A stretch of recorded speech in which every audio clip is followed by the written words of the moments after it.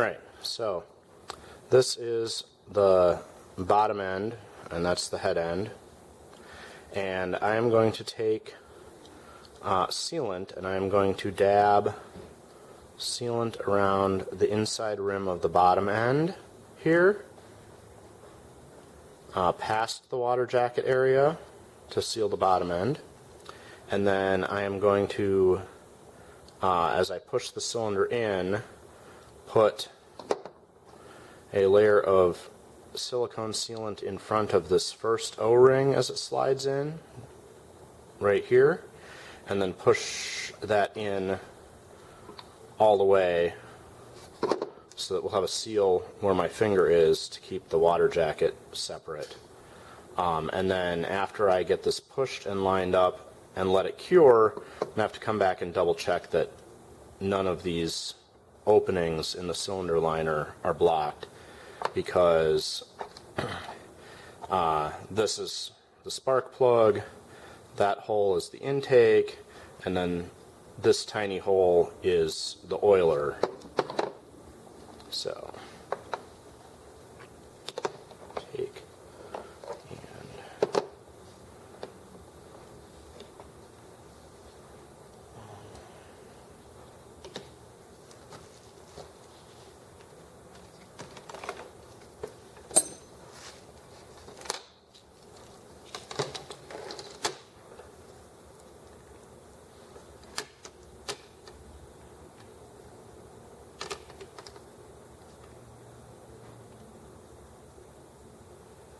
get a dab over here on a work surface, and then move it with my toothpick, just like any other fine adhesive work.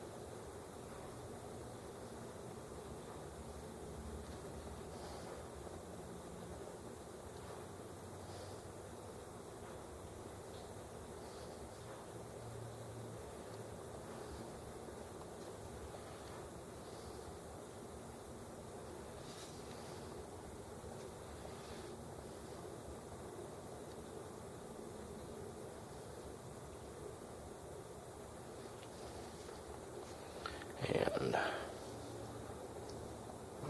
my lighting's not real good for this. Let's see if we can.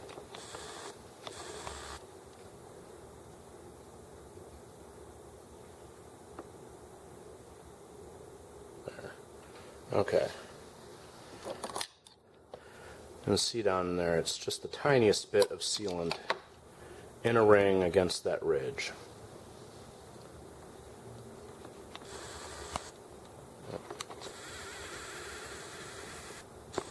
Okay, now we'll put the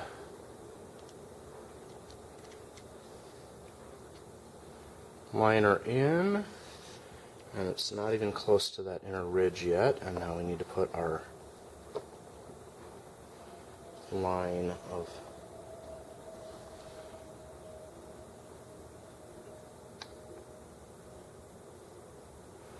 sealant against this first ring here, and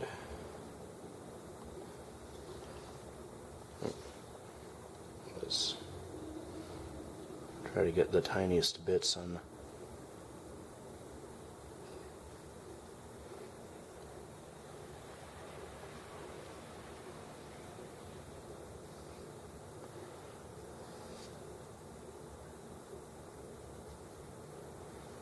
Stay out of the way, you.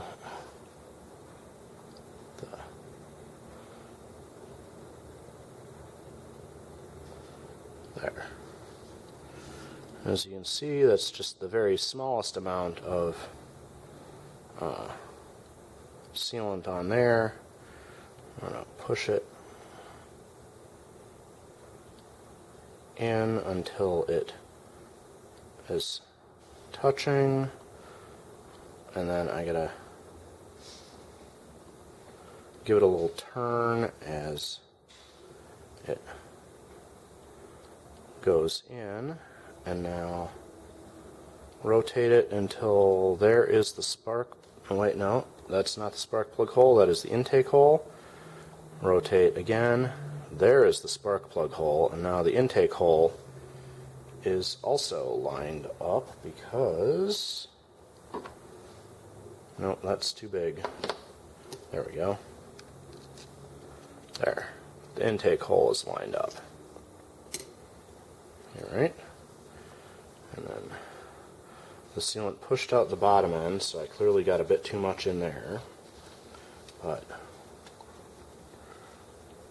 I'll wipe that off, and luckily the seal we need there is okay. And the oiling cup, this oiler hole looks clear. Doesn't look like there's anything in the oiling ring on the inside there, so that appears to be good. I am going to let that cure for 24 hours, because the most important part about using any of that sealant stuff is to make sure that you let it cure fully and properly before you try to do anything, because if you don't let it do its job, then you'll have wasted a lot of effort and made a mess. So hopefully that will solve that water leak, and then the R18 will really be in top notch.